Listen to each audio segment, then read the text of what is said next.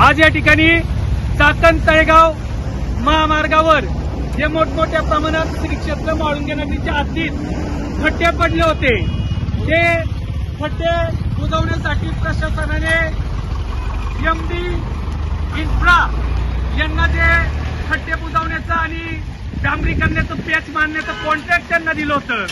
तर त्या MD इन्फ्राचे supervisor Deepak Madekar यांनी संबंधित जेसीबी वाल्याला अत्यंत निकृष्ट दर्जाचं काम करण्यास सांगितलं.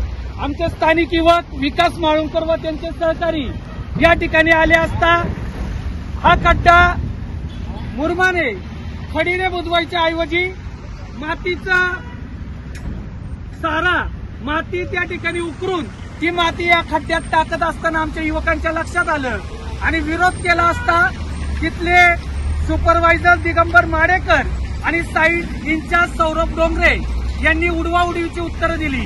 साधारण 10 ते 15 दिवसापासून या ठिकाणी असणाऱ्या खड्ड्यात जास्तीत जास्त दुचाकी स्वार या ठिकाणी पडत आहे आणि अपघात होत आहे. काहींचे मोठमोठ्या प्रमाणे दुखापती झालेल्या आहेत, परंतु संबंधित बांधकाम प्रशासन आणि संबंधित एमडी इन्फ्रा यांचं लक्ष नाही.